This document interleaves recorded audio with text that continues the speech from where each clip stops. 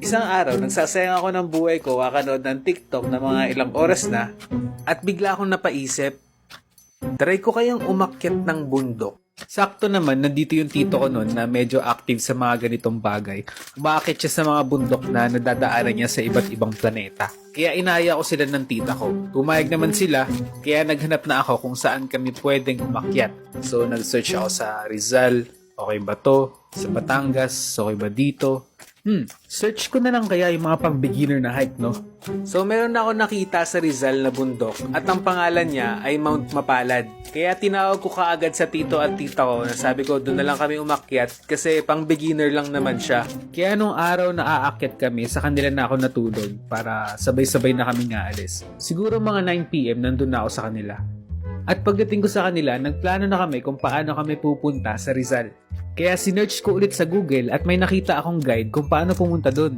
Ang kailangan daw, nakarating na doon ng 4 AM para mag-start na kaagad yung hiking. At chinek ko din naman sa maps kung ilang oras ang biyahe papunta doon sa barangay kung saan magsisimula yung hike. So na-compute na namin, ang alis namin ay 2 AM ng madaling araw. E pagtingin ko sa orasan, 11 PM na, oh my gulay, paano na naman ako makakatulog neto? Ako pa naman guys, kapag may mga lakad ako, hindi ako madaling makatulog sa gabi. Kaka-overthink sa pupuntahan ko. Pero pinipilit kong matulog nun kahit isang oras lang. Kasi kailangan ko ng lakas para sa pag-akyat ng bundok. So pumikit na ako, 1 oras, 2 oras. Gising pa ang diwa ko at kailangan 1 AM gising na kami. Ayun, maya-maya lang bigla na kumatok yung tita ko sa pintuan. Eh gising naman ako nun, so bumangon na ako at naghanda na ako ng mga gagamitin ko at dadalin ko. Extrang damit, lotion, at ang pinaka-importante, itong pagkain. At yung mga gagamitin ko pag nagigo ako, etc. etc. At mga 1:30 na, nakahanda na kami at ready na kaming umalis. Ready na ang lahat at drive na papuntang Rizal. Di rin ako makatulog sa mga biyahe kaya tumingin na lang ako sa bintana at nanood ng mga city lights at nag-sound trip ng nakakanto para chill lang.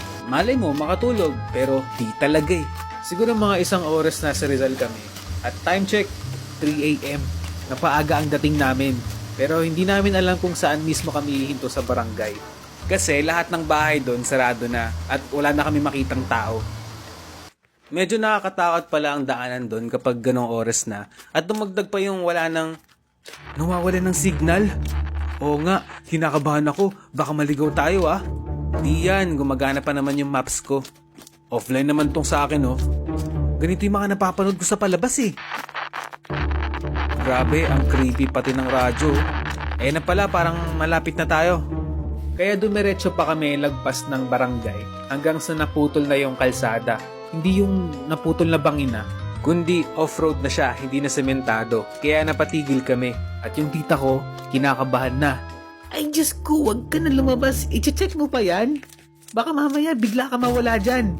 Alam mo yung sa mga palabas, yung bigla na lang dinudukot?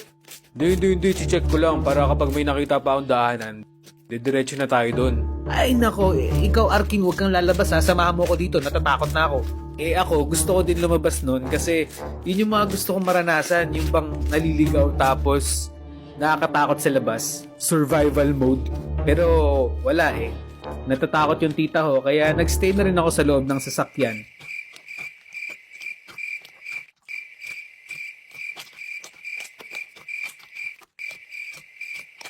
Boo! Wala nang daanan dito. Ikot na tayo.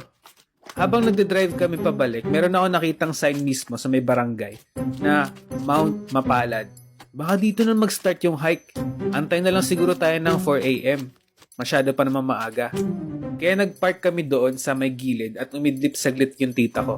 Kaya lumabas na din ako ng sasakyan at suminghot ng sariwang hangin. Nawala sa Metro Manila. Sir, akyat po kayo?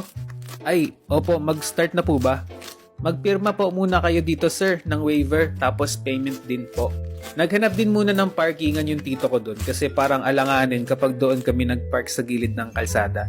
Kaya pagkatapos siya mabigyan ng parking na mas safe, naghanda na kami ng mga gagamitin namin sa first hike. Uy, binuksan ni ate yung flashlight niya. Nasaan yung flashlight ko? Oh shit, nakalimutan ko yung flashlight ko. Ayan, alam mo na next time kung ano yung mga dadalhin mo sa susunod na hike mo.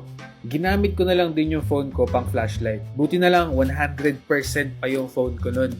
At sa hindi inaasahan, biglang, oh no, wala akong dalang kapote. Meron nga pala akong dalang jacket. Pwede na siguro to. Oh no, yung cellphone ko mababasa. Oh no, yung case ko masisira to sa tubig. Oh no, oh no, oh no, napaka-arte naman itong Arkin na to. Tandaan nyo guys, huwag nyo dadalhin yung kaartehan nyo sa hiking. Kaya kung ayaw nyo mabasa yung mga gadgets nyo, dala na lang kayo ng plastic. Ipambalot nyo na lang, ha? At sabi ng tour guide namin, makisilong po muna tayo. Medyo delikado po kasi kapag ganito kalakas yung patak ng ulan. Kaya nakisilong muna kami dun sa may maliit na kubo at naghintay muna kami na tumila yung ulan. Pero hindi tumila, humina lang. Kaya sabi ng tour guide namin, tara na po, pwede na po ito. Humahakbang-hakbang na kami sa mga bato dahil may falls doon. So, bato-bato talaga. At sa sobrang bangag ko nun, nakita ko may space sa pagitan ng dalawang bato. Ayoko umapak sa bato nun. So, dun ako umapak sa may pagitan. At pagtapak ko, hay nako, may tubig pala. Ano ba naman yan? Kaya naman yung sapatos ko, punong-puno ng tubig habang nag-hike kami. At buti na lang din, patigil-tigil kami kasi yung tita ko, kailangan niya magpahinga kasi parang hindi na niya kinakaya yung pag-akit namin sa bundok. Ay, Diyos ko, dito na ata ako mamamatay. Kayo na lang kaya umakyat. Ay, hindi po pwede ma'am. Kapag po magstay ka, magstay po lahat. At kapag babalik po kayo, babalik din po lahat. Ay, ganun? Baka pwede naman yun. Hindi po ma'am, kami po ang mananagot. Baka pwede yun, hindi po ma'am. Baka pwede yun, hindi po ma'am. Matagal pa po ba to ate? Opo sir, depende din po sa bilis nyo. Kung ganito po yung pace natin sir, baka mga 4 na oras po tayo. Okay po, madami pa po bang mga bato-bato dyan? Opo sir, kasi po may falls po yan sir. Ay Diyos ko, dito na ata ako mamamatay. Siguro mga 1 oras na ang nakalipas, may nakita na kaming kubo doon pero sarado. Na pwede naman pagtambayan muna namin at antayin namin na medyo lumiwanag na. Kasi nga mahirap mag-hike at tumawid-tawid sa mga bato kapag madilim. At ang gamit ko pang flashlight, di ba, yung sa cellphone? So, baka malaglag. Kaya pagdating sa kubo, nag-usap-usap muna kami. Ito pong kubo na yan, tindahan po yan, kaso sarado po. Kasi madalas po yan binubuksan kapag Sabado o Linggo. Kaya pala tayo lang yung nag-hike ngayon, no? Ayoko na umakyat. Hindi ba pwedeng Hindi po. Dito na lang ako, hindi po. Saka nga po pala ma'am, yung susunod po dyan, matarik na. Siguro mga 2 assault tig 20 minutes. Pero pahintuin po muna natin yung ambon kasi medyo delikado po kasi kapag basa. Madulas. Baka hindi nyo po kayanin. Kaya naman lumabas muna kami ng tito ko sa kubo at tinignan yung kalawakan. Siguro kapag medyo makulimlim pa rin, no? Baba na tayo. Sige.